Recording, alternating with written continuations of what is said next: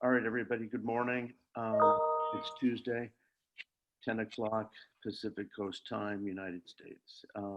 Glad everybody could join us from around the world. And today we have the pleasure again of Dr. Voelker talking to us about otology.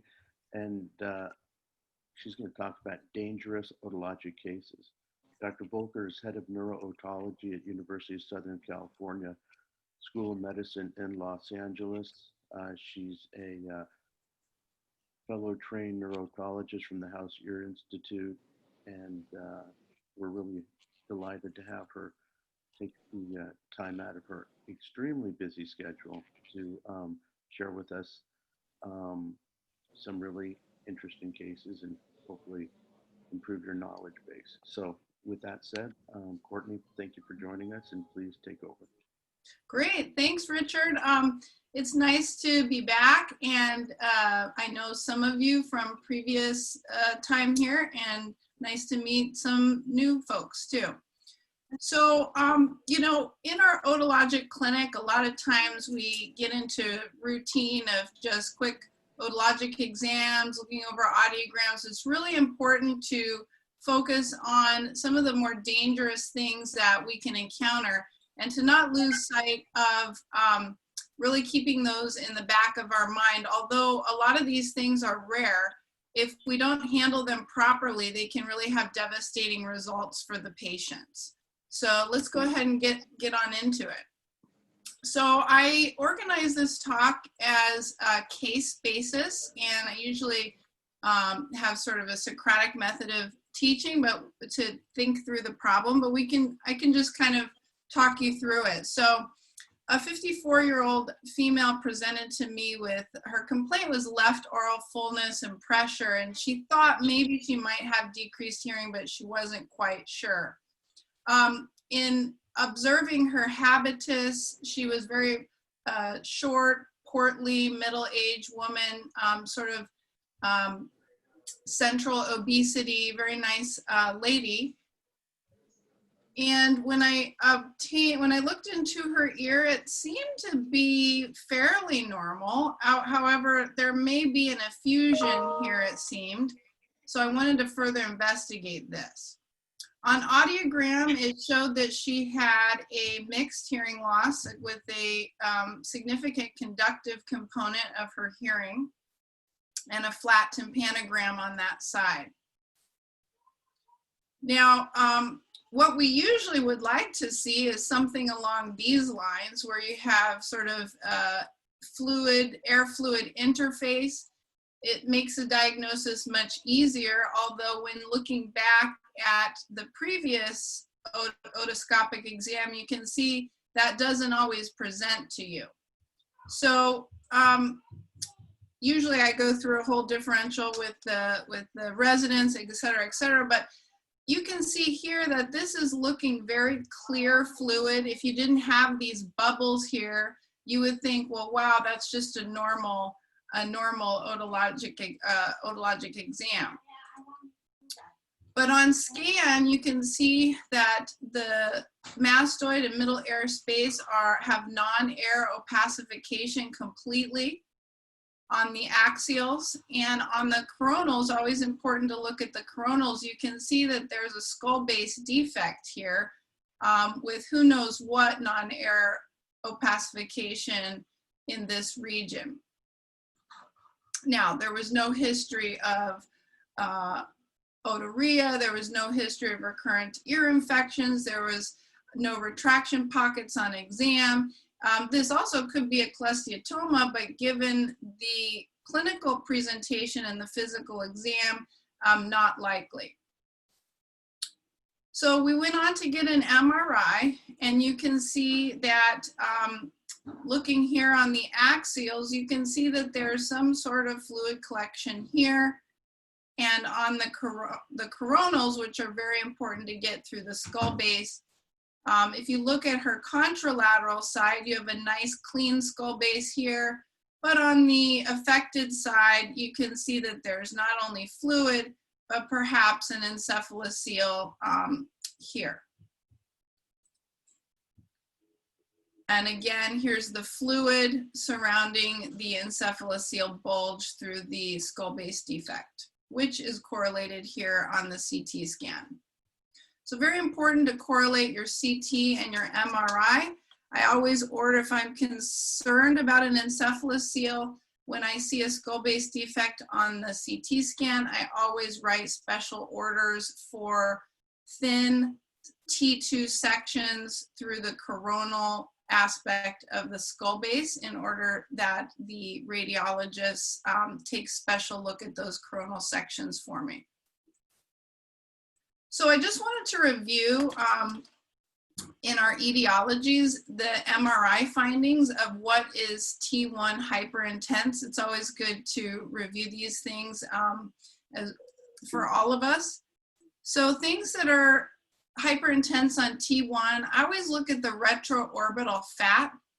That always shows up really bright, especially if I don't trust the radiologist labeling or whatnot. You can always differentiate what is the T1s by looking at the retroorbital fat.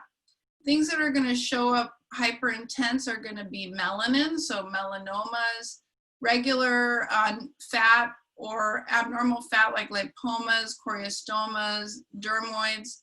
Regular bone marrow is going to show up hyperintense.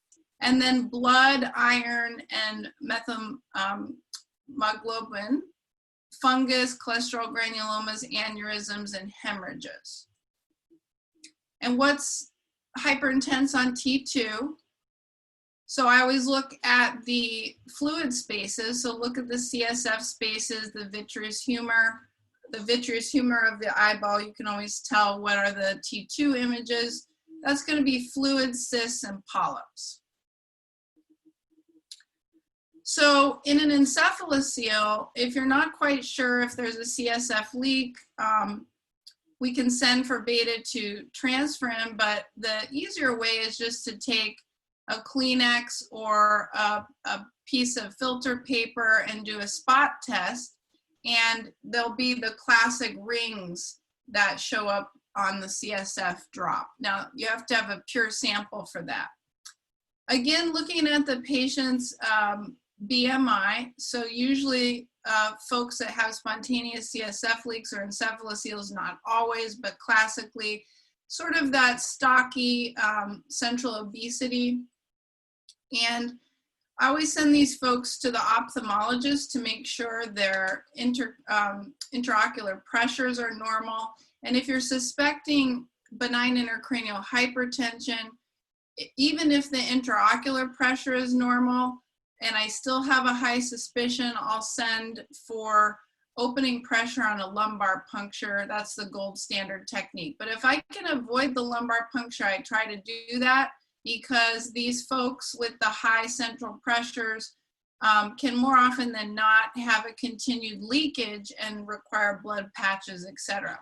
So if I can go ahead and diagnose that with the ophthalmologist and avoid the LP, I try to do that. But just because the intraocular pressure is normal doesn't mean you can't rule out benign intracranial hypertension. You just have to go on to the lumbar puncture. And then on the MRI, you'll want to make sure you look for other signs of increased intracranial pressure. These are classically the empty sella because of the pressure pushing down, and the posterior flattening of the globe, and also findings around the optic nerve on physical exam at the ophthalmologist. You want to ask about headaches and blurry vision as well. Although the blurry vision, the pathology has to be quite advanced for the blurry vision and the ocular findings to occur. So how do we fix these? If you can fix it through a transmastoid approach, that's fine. Oftentimes than not, you can't kind of get the angle to get a nice closure, and you can do a little mini middle cranial fossa craniotomy there. You don't have to do a very big opening like a tumor opening, just a little craniotomy right above the Tegman plate there, just to get access to lift the brain. people do this differently. Some people advocate for interdural repair. I find that's a little bit unnecessary and puts a patient at greater risks of intracranial bleeds. I've had very good success with just extradural repair. I do kind of a sandwich approach where I'll do fascia and then a split calvareal graft, fascia again, and then test seal to hold the whole thing down. That works very well. I like the split calvareal grafts because it's nice and strong, especially in these folks that have some more intracranial pressure things going on. And also I find in these folks that when I do lift the brain, even though there's just the one hole with the encephalocele, oftentimes their whole skull base is very thin. If you shine the light from the transmastoid area, you can see that the whole skull base is very thin with almost sort of Swiss cheese appearance. So I like to take a big piece of split calvareal bone, kind of to cover the whole darn skull base. Because if you just focus on fixing a little area, and who knows if they'll pop a leak somewhere else. So I like to kind of fill the whole area that's thin there, and the split calvareal graft works nicely for that. Just to review CSF, this is more for in-service and things for the students, but so the choroid plexus is where the CSF is made. Usually 125 cc's a day, cc's are circulating at any one time in the body, which isn't very much if you think about it. And about 500 cc's are made in the body per day, and it's absorbed in those arachnoid granules on the vessel surfaces. So case number 2, so that's sort of your encephalocele CSF leaks, and I know you guys had a whole lecture on those by a different presenter before. So, Courtney, let me just make a comment if it's all right. You know, sure. I think the key thing, and this is what they teach in medical school all the time, is listen to the history of the patient, okay? And look at the patient. And before, I mean, I've not heard these cases before, but you know, I knew exactly what it was after your first sentence. Mm-hmm. Because you said it was a female who was obese, who had a conductive hearing loss with no pathology seen on tympanic membrane other than an air fluid level. And for those of us who have been participating in these lectures, we had a lecture from Alex Bien, okay? And Alex is in Oklahoma. Alex has about 2 to 3 cases a month with obese patients, have body mass index that is off the charts, who have CSF otorrhea. And so he's got an amazing experience, and it just brings back to light, you know, listen to the patient's history. You'll get the answer to the diagnosis before you spend a ton of money on all kinds of tests. So I just kind of wanted to share that with everybody again. Great, yes, I agree, thank you. Richard, that's great. So the next case is a 45-year-old presents with decreased hearing and a sound in his right ear. So on physical examination, it looks like there's some sort of mass there right behind the malleus, a little bit of a reddish hue. Again, I pulled up the same audiogram for us to kind of think about all the things that can cause the same patterns of hearing loss. So mixed conductive, flat tympanogram. Went ahead and got an angiogram and showed some missing vessels here. And on CT scan, you can see that the carotid artery looks to be very abnormal. So this is one case for pulsatile, so going along with my heartbeat, pulsatile tinnitus. It's an aberrant carotid artery, otherwise known as hypertrophied inferior tympanic artery. You can see here on the otoscopic exam, it's sitting right on the promontory. somebody might think it's a glomus tympanicum, so that you got to be very, very careful. Yeah, the key to all of these sort of strange presenting cases, I find, like Richard says, the key is in the history, the physical exam, but then also putting your CT scan combined with your MRI, if you possibly can, in your hospital location.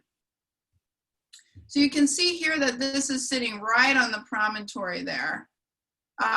It's a congenital anomaly in which the cervical internal carotid never develops. Instead, the inferior tympanic artery running right over that promontory enlarges and anastomoses with the carototympanic artery in the middle ear and resumes the usual course of the internal carotid in the horizontal portion of the petrous canal. So you can see that. So you get the enlarging of the tympanic artery, but then it joins up here with the normal course of the horizontal carotid artery. CT scan is diagnostic, so you don't have to rely on your angiography, but sometimes folks already come to you with angiography, and obviously you don't want to biopsy any of these lesions or even put a tube in. That can be disastrous. And these are just the axial and the coronal images of that finding. So case number 2, now this so they can present with exactly the same history. So 45-year-old male with hearing loss on that side and a pulsation in the ear. And here's a nice view through a very translucent eardrum, sort of in the same location, but a little bit more posterior there and a little bit more superior there. Now, as you enter the middle ear, you can see, well, here's the incus and the stapes, the stapedius here. What is going on with this vascular structure? I've seen this once when I was doing a stapedectomy surgery. Obviously, you want to stop right away. This is a persistent stapedial artery. It's a congenital anomaly as well, in which the stapedial artery does not involute in the 3rd fetal month. It's the origin of the second arch, and the foramen spinosum, which the middle meningeal artery runs through, is absent. So that is the tall tale sign there when you look on the CT scan, and I'll show a picture here. So this is the right side in which you see that high heel footprint with your foramen spinosum there, which is normal, and on the symptomatic side on the left, you do not see the heel print for that foramen spinosum. So that is the gold standard diagnostic technique there, unless you run into this during surgery. So other carotid etiologies, lateralized internal carotid artery that can show up on imaging, or this is another on the CT scan. You can see here on the left, you've got a nice bony covering there. On the right, you can see that this is dehiscent and lateralizing into the middle ear space. Okay, now those are all gonna be the arterial etiologies of pulsatile tinnitus. These are people that say it really goes along very strongly with my heartbeat.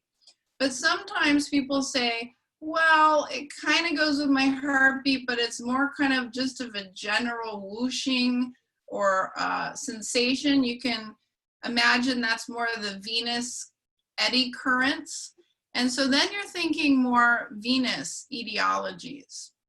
So here is going to be the jugular bulb heading up here on the coronal. And on the axial, you can see here that there's not a lot of bone covering that jugular bulb. And let's see here. So 34-year-old female presents with sound in her left ear. Again, you want to really dig in and have her explain exactly what she hears. Also getting out your stethoscope, auscultating all the way from the cardiac fields all the way up the neck and periauricularly as well.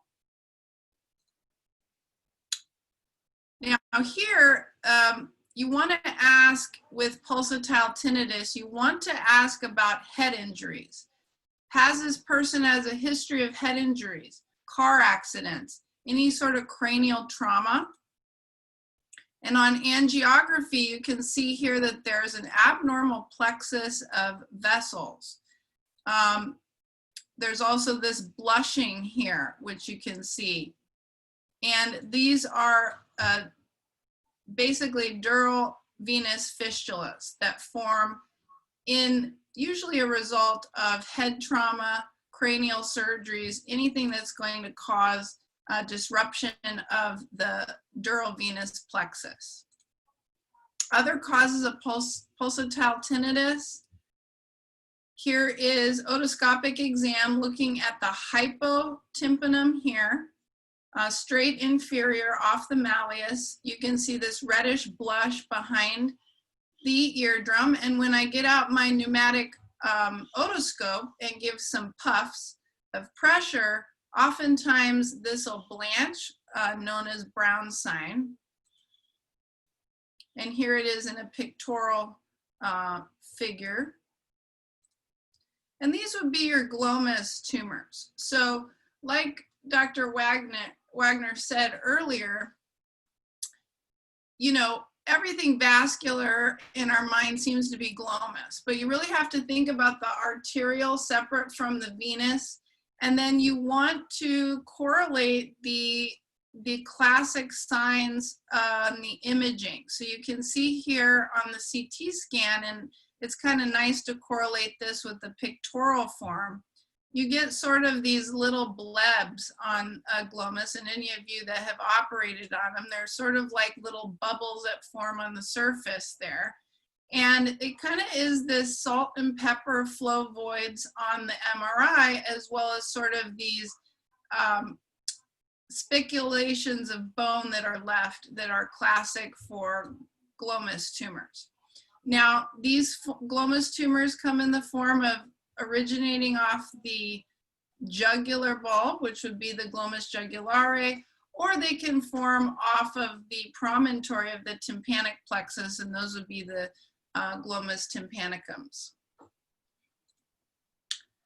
So just to review, pulsatile tinnitus can be objective or subjective. That's when you get out your stethoscope and get out your Toynbee stethoscope with the earpieces for you and the patient. If it's objective, meaning I can hear it, I just will go right to an angiogram oftentimes, because you can miss, you know, dural venous fistulas or AV fistulas on your imaging. And that's what our radiologist usually likes us to do. But if it's subjective, you need to think, okay, is it arterial or venous? And then you get your, you know, in practice, we usually get our MRA, MRVs together, but in academic thinking through this, if it's arterial, you're thinking MRA. If it's venous, you're thinking MRV. And you want to correlate that with your CT scan. So next case, 65-year-old female with a history of breast cancer now. She's presenting with a right hearing loss. Now, on physical exam, I see this soft tissue mass in the middle ear space, and on imaging, I see that she has also a soft tissue mass running along the course of the facial nerve. Now, when we look at this, looks very smooth borders. I don't see any bony destruction around here, and it is enhancing there. So this is most likely a facial nerve schwannoma, but with a patient with a history of cancers, we have to just be very careful. What is her facial nerve exam like? Well, this person, her facial nerve exam was normal, although I was very nervous because of her breast cancer history. You can have metastases here, but she had been in remission for quite some time. And given the CT and MRI findings, I was reassured that this probably is not a metastasis, giving no bony destruction, and the fact that she had no facial nerve palsy. But I did watch her extremely closely. Now, juxtapose that with a 65-year-old male who presented to me also with a history of cancer, but this time came not only with hearing loss, but now with facial nerve weakness. Now, I want to show you the difference in same tumor location, but this time I'm very concerned. Number one, there's already facial palsy. Number two, there's a moth-eaten appearance of the bone on CT scan. That is very concerning to me. And again, honeycomb moth-eaten heterogeneous enhancement pattern. So the facial schwannomas are going to be very homogeneous enhancement pattern. You can see here that this is heterogeneous with stippling and punctations in it. And therefore, I'm very concerned in this patient that this is a metastasis. So what's the difference in management of these people? So in the first lady, management of benign facial nerve tumors, usually we observe until there is facial weakness, and these may get very large. I also watch their hearing right away very closely as well, because the proximity of the cochlea, if there's any invasion or erosion into the cochlea, but these can get quite large before there is any facial nerve weakness. And the reason we just watch that is because when you excise these, obviously you're going to give a patient a complete facial paralysis. And when you reconstruct the facial nerve, even in the best hands, you really can only hope for about a House-Brackman 3, meaning being able to have good symmetry and closing the eye. So I usually wait until the person itself has a facial paralysis of about a 4, and then hope that I can get that improved with surgery. Another thing you can do when they're starting to get weak is go in and consider doing a decompression. Basically, that will open up the bone. You can do this from the middle cranial fossa approach, and that'll buy you some more time. Meaning, if I see that it's growing and they're starting to get some weakness, I'll sometimes go ahead and decompress that tumor, and that'll buy quite a few more years before you'd have to go in and completely resect. Now that's very different than obviously your cancer patient. Anytime there's a concern of a metastasis going to the anywhere from the cerebropontine angle through the internal auditory canal through the facial nerve, I usually will get a lumbar puncture looking at cytology for cancer cells and a PET scan. But just to summarize, as Dr. Wagner said, your history of go ahead. Nope, okay. Your history of present illness and your past medical history are paramount. Your physical exam, auscultation, and fiber optic exam are very important. Always think cancer when there's any kind of progressive facial nerve paralysis. I can't tell you the number of people that come to me that are diagnosed with Bell's palsy, and it's just really sad. Everything's diagnosed with Bell's palsy, and nobody really thinks through what other things can cause a facial nerve paralysis. So I always scan my facial paresis patients, always looking at cancer history, keeping that in the forefront of my mind, and then closely evaluate the combination of clues with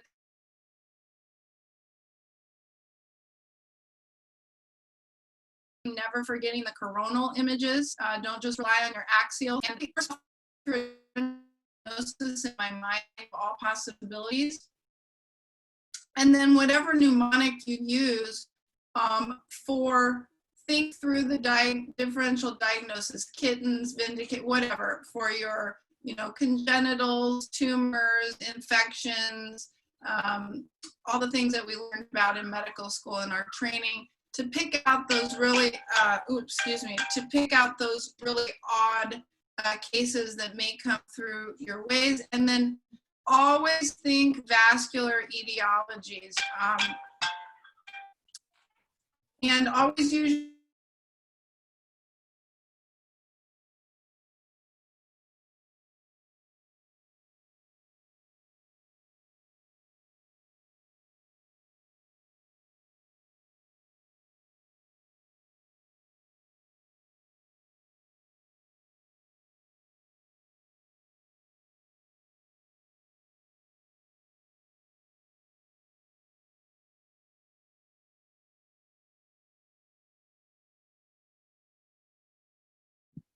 Everybody, I think we lost Courtney. Just give her a second. I think she'll return.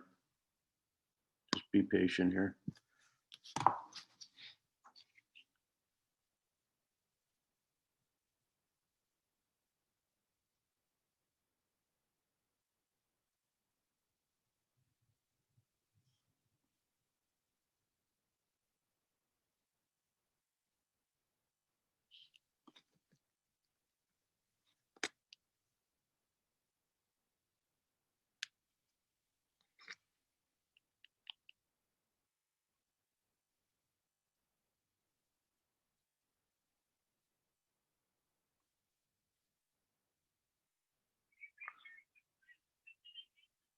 Yeah, we lost you. Okay, just log back in. Just log back in, okay? Okay, thanks. I'll hold on.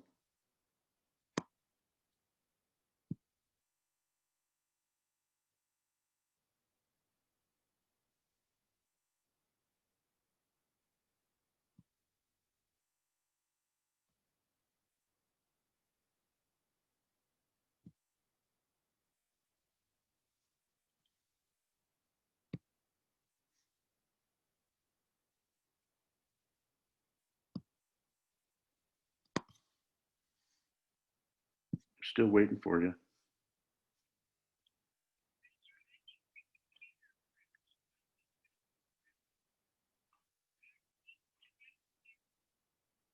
Okay, get on your phone or something.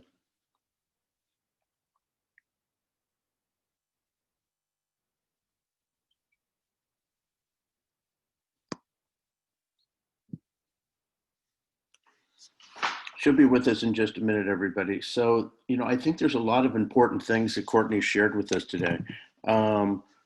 There's little pearls of wisdom here. And I hate to reiterate this again, but the history is paramount to being able to.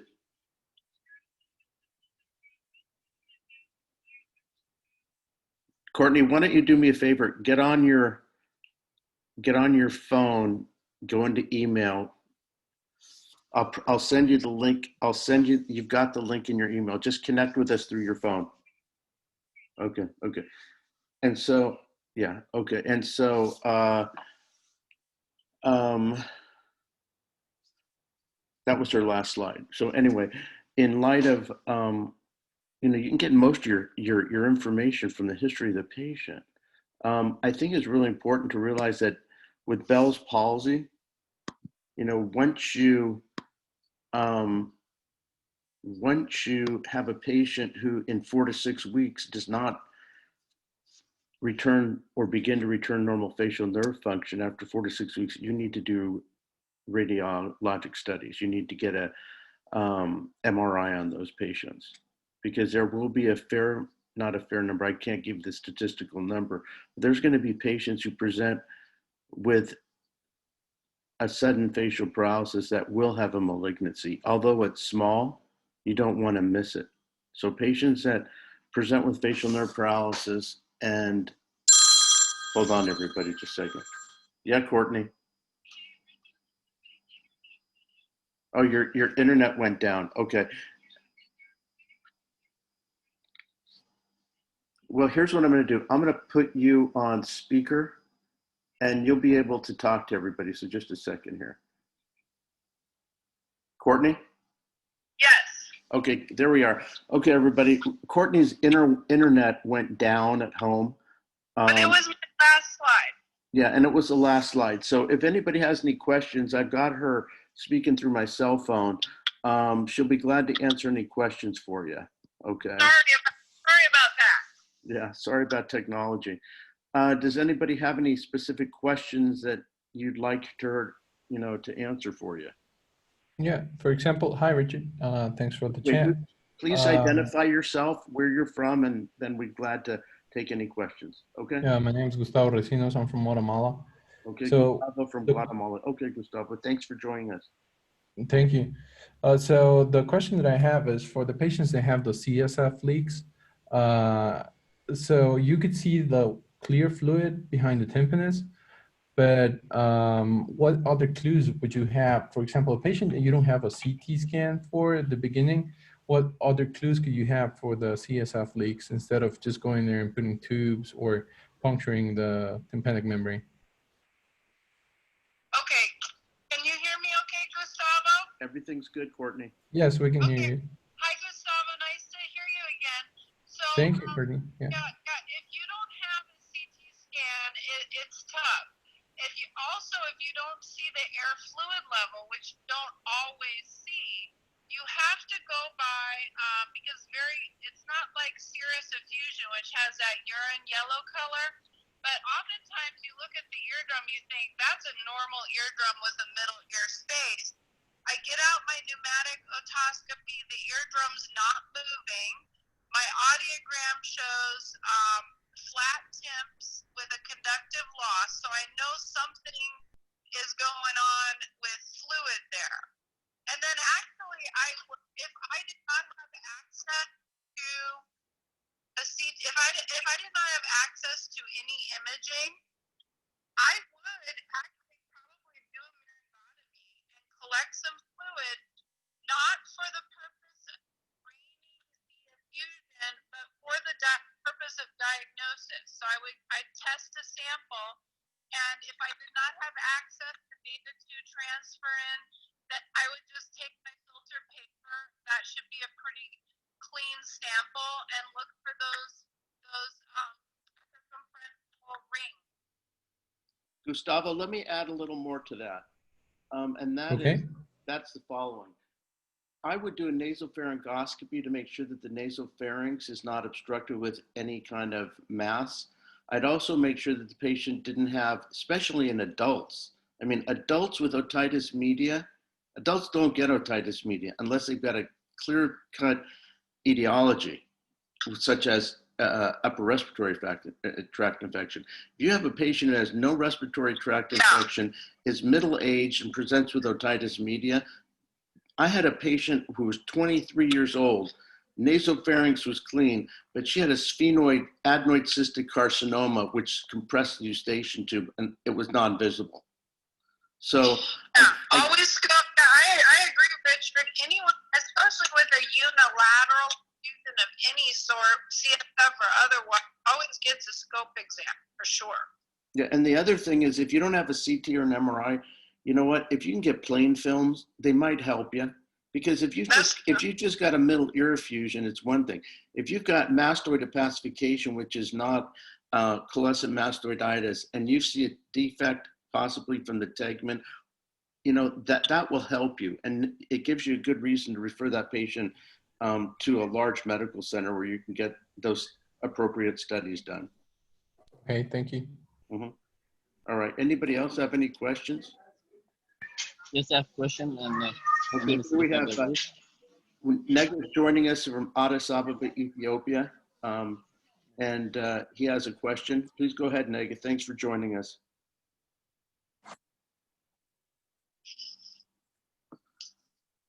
Or who has the question? I thought it was Nega. It was Aziz. Okay, I'm sorry. Aziz from Somaliland. Sorry. Go ahead, Aziz. Yeah. Dear Dr. Richard, I've seen a lot of patients with pulsatile tinnitus. Wait, we lost your volume. Sorry. Shut your microscope first. I mean, your microscope, your volume, your okay. Microphone. Go ahead, Ozzy. Yeah. I have seen a lot of patients with pulsatile tinnitus nowadays, and getting MRI is very expensive in our setting. So, which patients do you think that may need an MRI? Courtney, go ahead. I couldn't hear that very well. Rick, could you repeat the question? Yeah, my hearing aid didn't pick it up either. So, Aziz, do me a favor. Stay in one position because I think you're not connecting good. So try to be a little clearer on the question, please. Okay, sorry for, I have seen a lot of patients with pulsatile tinnitus. Pulsatile tinnitus. And getting MRI, MRA and MRI is expensive in our setting. Okay, expensive imaging, yes. Yeah, so which patient? So what was the last part? Which patient, yes. So, okay, allocation of resources is the question. Which patients do I really, really need to get imaging, correct? And MRI and CT. Okay. Yeah, that's my question, yeah. Okay. Yeah, we're good, Courtney. Okay, so I suppose if I had to really be careful with which patients I got scans on, then I would limit that, and please chime in here, Richard, to the folks where number one, it's objective. So I hear the pulsating, because that is a tall tale sign that something's going on there that I have to diagnose. And or number two, my physical exam shows a lesion. Those would be, I suppose, thinking through it, those would be the patients I'd be really worried about. Number one, I hear the pulsating, I know something's there, or number two, I see a mass and I know something's there. Yeah, I agree with her. You know, unfortunately, your physical exam is limited. You know, I mean, are you going to get a post-auricular bulging? Are you going to see a mass on otoscopy? You know, and also your clinical exam is critical. You know, do these patients have other cranial nerve neuropathies? You know, but I agree. But you will see those GLOMUS tumors, you know, coming up that hypotympanum area. So you will see those. And then again, yeah, I agree with Richard. If there's any cranial nerve palsies, then you have to get imaging for sure. You know, I think that the objective component rather than subjective, obviously, if you can hear it and the patient hears it, there is something going on. Yeah. You know, if it's subjective, you know, it could be it could be also a tumor, obviously, but it could also be stress. It could be sensorineural hearing loss. It could be, you know, a host of different heart murmur radiating to the neck. Exactly, a high jugular bulb. So, you know, subjective tinnitus is really the key. I think that's a really good point here. Okay. All right. Anybody else have any questions? Thank you. Hello. Okay, we have another question here. Yes or no? Yeah, just one more question. Okay, please identify. Thank you, Doctor. My name is Ostap. I'm from Ukraine. And I want to thank you for the presentation. And you talked about the metastasis of the cancer into the temporal bone. And my question, what type of cancers and what locations of the primary cancer most commonly metastasis into the temporal bone? Okay, great question. So I've seen a variety, including the hormonal cancers, breast, prostate the most, lung, kidney, and melanoma are what I've seen. And, okay, thank you. Yep, and those, you know, I'm focusing more on the cerebropontine angle and internal auditory canal through the facial nerve. You know, these are not the, you know, then I always think of those separately from the skin cancers, like, or the parotid cancers, obviously, like those I think of separately, you know, like the squamous cell carcinomas, the parotid carcinomas, the adenocarcinomas. I think of those kind of separately in the external auditory canal into the middle ear space and the anterior wall of the tragal cartilage and things like that. But what I've seen, distant metastasis are breast, prostate, lung, kidney, and melanoma. Yeah, from Okay, my experience, there was a guy who had a plantar melanoma on his foot. He presented with the facial paralysis. He died. I don't know. I didn't see the X-rays. I had a patient in residency who had metastatic breast carcinoma who presented with metastasis to temporal bone. And obviously in men, it's the number one, unless they're a heavy duty smoker, would be prostate. Yeah. I've had about 3 or 4 patients who have had, well, anyway, go ahead. Okay, any other questions? And just one more question about this this topic. And is there any specific area on the temporal bone where the metastasis usually attach and start growing, or it can be at any part of the temporal bone? Any part of the temporal bone, I suppose. As long as it's affecting the facial nerve or causing a middle ear effusion. So, you know, it could be, you know, again, when we talk about trauma, it's the labyrinthine segment and the geniculate ganglion, because that's the smallest segment of the facial nerve and most susceptible because of the angle to, you know, to traumatic injury, you know. That's a good question. So why don't you look that up for us, Oscar, and you can, next lectures, you can comment on that. Gustav from Uruguay, nice to see you. Do you have any questions for us, Gustav? Nice to see you, Richard and Connie. I have a patient last year. She's 14. She was 49. She's morbid obesity, and she presents tympanic fluid. I perform a tympanostomy tube. Several months before, she presents otorrhea, clear otorrhea a lot, and mastoid pain, and I perform a mastoidectomy. Computed tomography present rarely tegment mastoid, tegment tympani, and the limit may be absent. And in the mastoidectomy, I look a lot of inflammation, mastoiditis, and granulation tissue at the tegment, or yes, meningocele. I cauterized with bipolar cautery, that granulation tissue, that meningocele, and I put a piece of cartilage to repair the tegment. In that case, I couldn't put the cartilage over the bone. I only put the cartilage in the mastoid.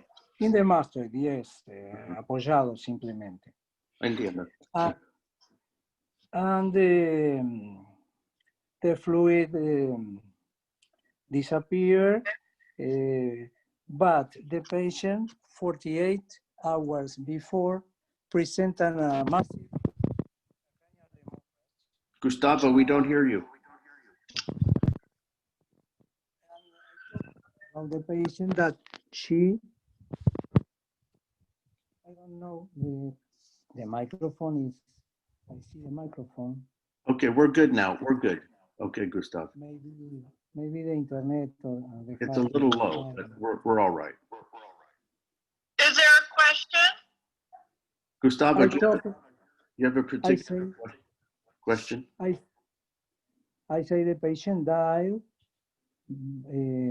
for a cranial hemorrhage, massive vascular accident, hemorrhagic infarct intracranial. At the same temporal lobe, the same side, ipsilateral side. She presents this picture 48 hours before he was at home, and 72 hours before the surgery.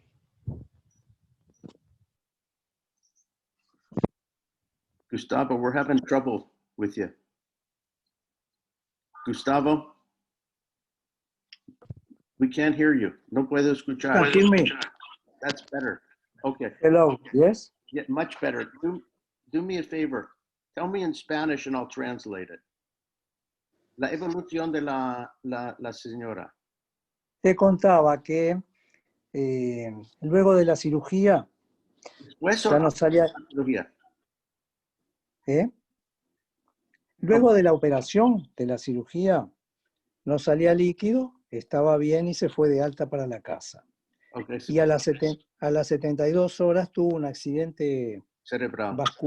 cerebral hemorrágico del mismo lado, del hemisferio cerebral, del mismo lado de la operación del oído. Okay. Okay. Yo me preocupé mucho, obviamente. No pasó nada, no hicieron ningún reclamo, pero nunca me quedó claro qué tuvo que ver el haberle cerrado esa fuga de líquido cefalorraquídeo. Se ve que aumentó su hipertensión Okay. intracraneal. Okay. So here's what happened. Gustav had a patient who had the CSF leak. He did all the repair through the mastoid, put cartilage up there, got the leak to stop. Okay. And so he was unable to put the, advance the cartilage, underneath the bone. So anyway, 72 hours after she returned home, she had a CVA and died. Oh my gosh. Okay, so I guess here's my question. Gustav, first of all, is how big was the defect in the tegmen? ¿Un centímetro? How big, el tamaño del defecto en el tegmen? ¿Cuánto? Era pequeño, no era muy visible tampoco. Okay, so there was a very small defect in the tegmen. Okay, he used bipolar, he used fascia and cartilage. So I guess the question is, Courtney, what's your take on this? Ooh. How much of it, okay, was there a really large encephalocele that came through that small defect?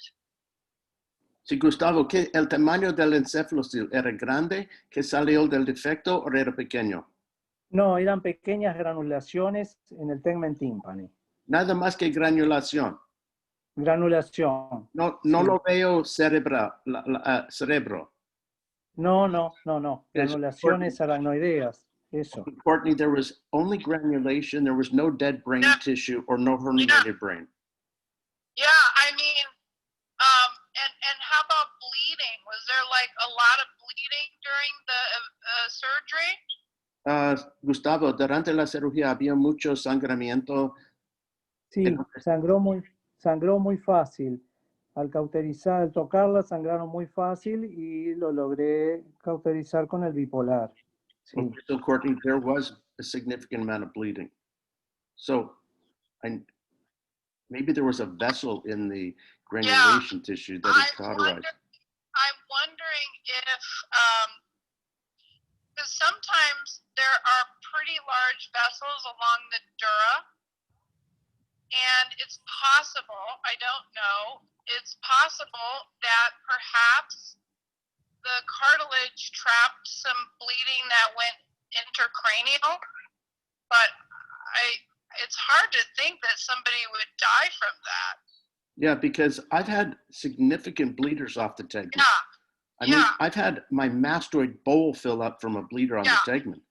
Me too. And- or emissary veins that bleed like terrible, etc. But I would think that she would present more with headache, pressure, CSF changes, coming to the hospital. You know what I mean?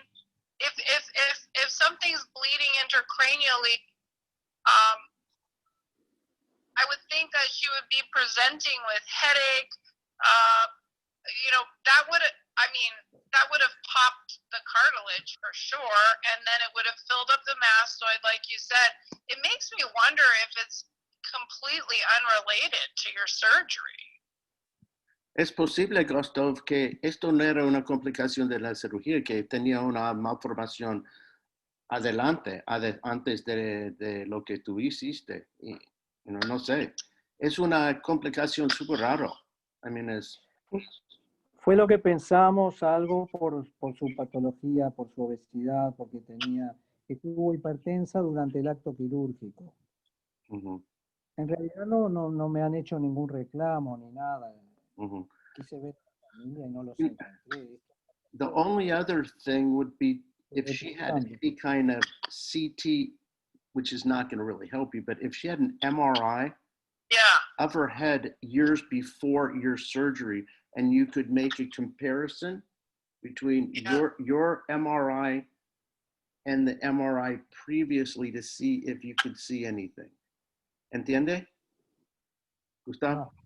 Es posible que ella tenía una resonancia magnética años antes de su cirugía y podía hacer una evaluación, una comparación a tu resonancia a otro. Nunca tenía uno. So she didn't, no tenía. She didn't have one other than the preoperative. So we have nothing to compare here. Yeah, I mean, the only thing is that there was some aberrant vessel there that bled intracranially versus completely unrelated to the surgery. And we'll never know. We'll never know. Yeah. Okay, Gustav, gracias para su experiencia. Okay, lo siento para el paciente, pero hay shit happens, okay? Que cada pasa en todos nuestros manos. No puede ser el Michelangelo de cirugía, okay? Pero todos tenemos casos que la evolución y cicatrización no era, lo que queremos. Okay. Gracias, Gustavo. Okay, anybody else have any questions? Well, Courtney, listen, thank you again for your experience and your words of wisdom and the pearls you gave us. If anybody does have any questions, please feel free to put them in the chat room on the global WhatsApp, and Courtney will be glad to furnish us with some answers. So until Thursday, I wish to everybody be well, and we'll look forward to to a lecture which I will be giving on reverse stapendotomy. So thank you everybody for joining. We'll look forward to seeing you on Thursday, and we'll go from there. Yeah, goodbye everyone, and let me know if any way I can help in any way. Thank you, Courtney. Appreciate your time again. Okay. Stay safe. Okay. Bye-bye. Bye-bye.